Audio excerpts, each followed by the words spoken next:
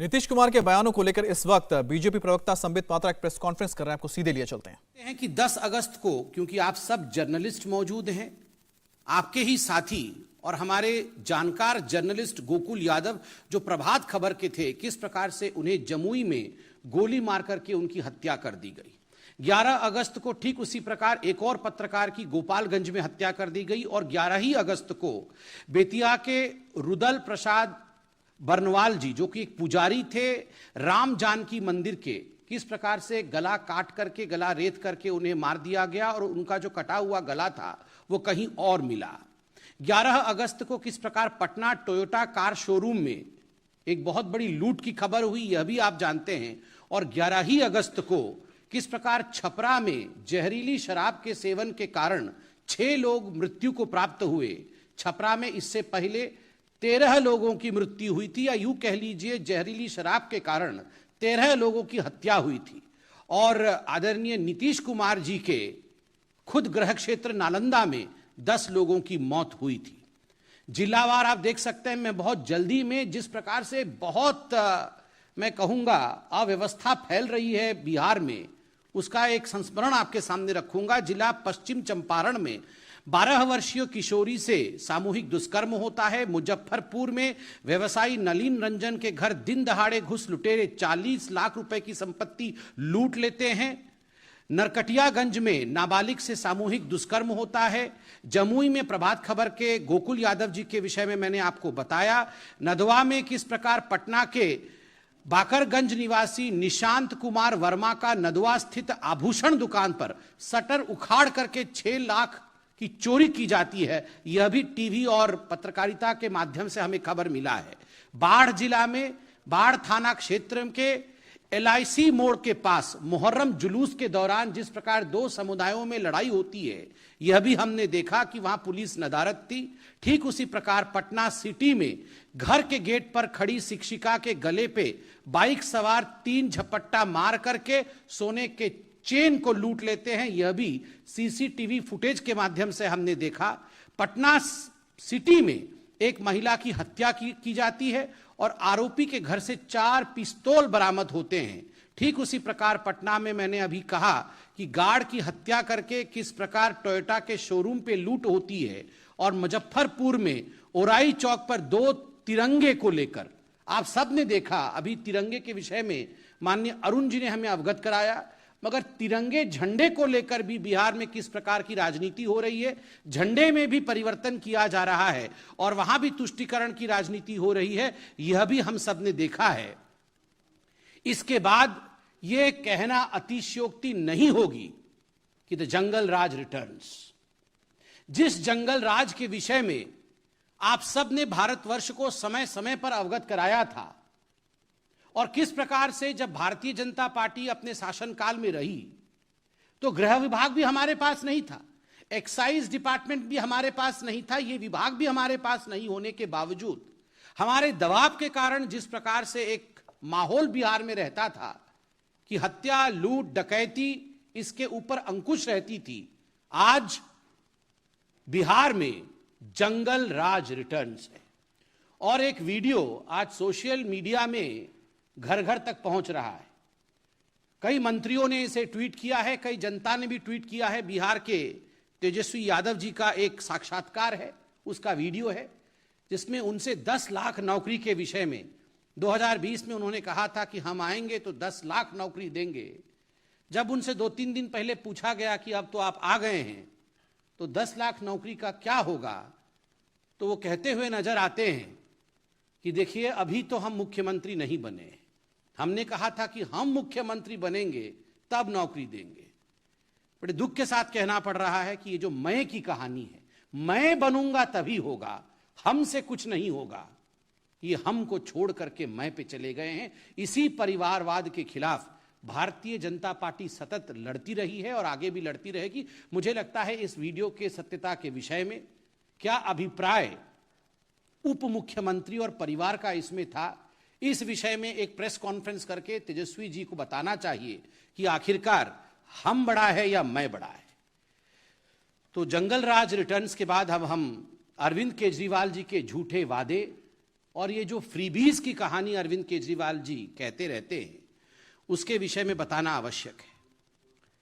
बंधुगण, अरविंद केजरीवाल जी का एक ही मत है, एक ही उद्देश्य है, कैसे भी करके आम आदमी पार्टी और अरविंद केजरीवाल जी की प्राधान्यता स्थापित हो देश में, उनके एम्बिशंस फुलफिल हो, उनकी महत्वाकांक्षा आगे बढ़े। इसलिए झूठ दिन पर दिन किस प्रकार से वो परोस रहे हैं, ये हम देख रहे हैं। ये कल फ्रीबीज क्या है, वेलफेयर स्कीम क्या है, इसको लेकर लड़ाई हुई। फ्रीबीज क्या है और वेलफेयर स्कीम क्या है, बेनिफिट क्या है? देखिए, बेनिफिट का अर्थ होता है कि एक टारगेटेड ग्रुप को, एक टारगेट ग्रुप है जो इकोनॉमिकली आर्थिक दृष्टिकोण से कमजोर है, उसको सबल कैसे बनाया जाए, उसको आत्मनिर्भर कैसे बनाया जाए, उसके अपने पांव पर वो ग्रुप जो है वो खड़ा हो सके। एक टारगेट ग्रुप के लिए काम करना, उसके लिए गवर्नेंस करना, उसके लिए विषय भेजना, ये बेनिफिट है, ये वेलफेयर स्कीम है। मगर जो फ्रीबीज होता है वो गरीब के नहीं होता है, वो सबके लिए होता है। और जो मुख्य उद्देश्य होता है वेलफेयर स्कीम का, वो क्या होता है, बेनिफिट का क्या होता है, कि किस प्रकार से सस्टेनेबल बेनिफिट दे करके इकोनॉमिकल रूप से एक वर्ग को सस्टेनेबल लाइफ अर्थात आत्मनिर्भर जीवन बनाने के लिए उसे अपने पांव पे खड़ा करना। जैसे गरीब कल्याण योजना, 80 करोड़ जनता जो पेंडेमिक के समय, कोविड के समय एक ऐसी परिस्थिति में थी कि यदि नरेंद्र मोदी जी की सरकार उन्हें टारगेट करके उनके लिए राशन नहीं भेजते तो आज उनकी परिस्थिति किस प्रकार की होती, वो अचिंतनीय हो जाती। यह होता है टारगेटेड डिलीवरी। और सबके लिए समान रूप से अपने बेनिफिट के लिए, मतलब मुझे राज सत्ता मिल जाए, इस उद्देश्य से किया हुआ कार्य फ्रीबी कहलाता है, ये मुफ्तखोरी कहलाता है। अब देखिए, फ्रीबीज को आप अगर डिफाइन करिएगा, परिभाषित करिएगा, उसका अर्थ निकलेगा नो लॉन्ग टर्म बेनिफिट। किसी भी वर्ग के लिए, किसी भी समूह के लिए, देश के लिए कोई लॉन्ग टर्म बेनिफिट नहीं है, शॉर्ट टर्म बेनिफिट है। किसका है? एक व्यक्ति का या एक पार्टी का। केजरीवाल जी नेता कैसे बन जाए, शॉर्ट टर्म बेनिफिट। आम आदमी पार्टी सत्ता में कैसे आ जाए, शॉर्ट टर्म बेनिफिट। तो जिसको अंग्रेजी में कहते हैं बेट, BAIT, बेट, जिसको कहा जाता है दाना डाल करके मछली पकड़ने की कोशिश, ठीक उसी प्रकार ये जो फ्रीबी है ये एक बेट है। ये किस प्रकार दाना डाल करके उसमें फंसाने की कोशिश, ताकि मेरी महत्वाकांक्षा, अरविंद केजरीवाल जी की महत्वाकांक्षा ये फुलफिल हो जाए। ये मनीष सिसोदिया जी जो उनके मंत्री हैं, तो जो अभी घोटाला किया था ना एक्साइज वाला, वही मनीष सिसोदिया जी। तो ये मनीष सिसोदिया जी 2015 में एक स्कीम लाए अरविंद केजरीवाल कि हम जो है बच्चों को लोन देंगे, और बच्चे जो 10वीं और 12वीं में हैं ये लोग लोन लेके बिना गारंटी के, कोई गारंटी नहीं, कुछ नहीं, कोलैटरल नहीं, कुछ भी नहीं, हम दे देंगे, 10 लाख का लोन देंगे एक बच्चे को, और ये सब उच्च शिक्षा में जाएंगे। और इस साल 21-22 में 89 ऐसे छात्रों ने इस योजना के अंतर्गत अप्लाई किया कि अरविंद जी हमें लोन दीजिए, आपने कहा था। तो 89 में से अरविंद केजरीवाल जी ने बहुत अध्ययन किया, मनीष सिसोदिया जी ने अध्ययन किया, बहुत अध्ययन करने के बाद 2 लोगों को लोन दिया। मतलब इतने लोगों ने अप्लाई किया, इनको केवल 2 लोग दिखे कि 2 लोग ही दे सकते हैं, काबिल है। तो 2 बच्चों को सिलेक्ट किया, कितना दिया होगा पता नहीं, किसी को 5 भी दे सकते, किसी को 6, मैक्सिमम चलिए मान लीजिए 10 लाख दे दिया। मतलब 10 कुल मिलाकर के 20 लाख मैक्सिमम दिया होगा, हो सकता है उससे कम दिया हो, क्योंकि लोन की जो व्यवस्था है वो मैक्सिमम 10 लाख की है, तो हो सकता है 10 दे दिया, चलिए 20 लाख रुपए लोन दिया। और आप जानते हैं एडवर्टाइजमेंट कितने का किया? किसी ने RTI किया था, तो RTI का रिपोर्ट आया, घबरा जाएंगे आप सुन करके। 10 लाख रुपए का लोन देके 19 करोड़ 50 लाख रुपए का एडवर्टाइजमेंट कर दिया है। 50 लाख, 19 करोड़। हाँ हाँ, जितने का बबुआ नहीं उतने का झुंझुना, संजय जी बोल रहे हैं। तो झुंझुना दिखाते रहते हैं हमेशा। टीवी सुबह से रात तक झुंझुना से ही चल रहा है, मतलब अरविंद केजरीवाल जी झुंझुना से ही चल रहे हैं। आप सोचिए जरा, 2 लोगों को, 2 छात्रों को इन्होंने लोन दिया है, और वो भी मैक्सिमम हो सकता है 20 लाख रुपए का, और 19 करोड़ 47 लाख रुपए का इन्होंने जो है एडवर्टाइजमेंट कर दिया है।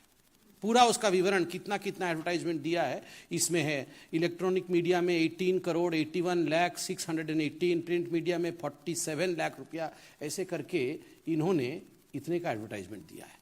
आपको याद होगा बीच में अरविंद केजरीवाल जी आते थे एक टीवी में, आज से जब कोरोना चल रहा था उसके ठीक पहले आते थे, और कहते थे बहुत प्रदूषण है तो जीवन खराब हो जाएगा, तो हम एक बायो डिकम्पोस्ट केमिकल ढूंढे हैं। बहुत रिसर्च किए थे अरविंद केजरीवाल जी पूसा में बैठ करके, और उसके बाद उन्होंने कोई केमिकल ढूंढा था। उन्होंने कहा था मैं केमिकल छिड़क रहा हूं, ये केमिकल छिड़कने से पूरा जो दिल्ली है वो प्रदूषण मुक्त हो जाएगा, और हमने कर दिया है, छिड़क दिया है सब जगह केमिकल। बाद में मालूम पड़ा कि 60 लाख का ये जो एक्सपेरिमेंट करके क्या निकाला था केमिकल, ये 60 लाख रुपए का केमिकल था, और उसमें 24 करोड़ रुपए का एडवर्टाइजमेंट था। 60 लाख रुपए का केमिकल बनाया, और सुबह से वो टीवी पे मैं छिड़क रहा हूं करके 24 करोड़ रुपए छिड़क रहा हूं करके खर्च किया। 2 बच्चों को यहां पर लोन दिया, और 19 करोड़ रुपया से अधिक खर्चा किया है, 19 करोड़, ये बताने में कि मैंने लोन दिया। ये अरविंद केजरीवाल जी की कहानी है, और सुबह से शाम तक ये फ्रीबी कर रहे हैं। He is just an election bee मतलब BEE, मधुमक्खी। मतलब जैसे ही इलेक्शन आएगा भन बना करके झूठ बोलना और पूरे माहौल को खराब करना कुछ नहीं, केवल एडवर्टाइजमेंट करना, यही उनका विषय है। आज इतना ही था। आज अरविंद केजरीवाल जी ने यह भी कहा है, उन्होंने कहा है कॉर्पोरेट टैक्स जो है ये बढ़ा रही है भारत की सरकार। एक तो अरविंद केजरीवाल जी, आप तो इतने पढ़े लिखे व्यक्ति हैं, आपको वेव ऑफ और राइट ऑफ में फर्क नहीं पता है। इंडिया टीवी हर वक्त हर जगह डाउनलोड करने के लिए सर्च करें इंडिया टीवी न्यूज।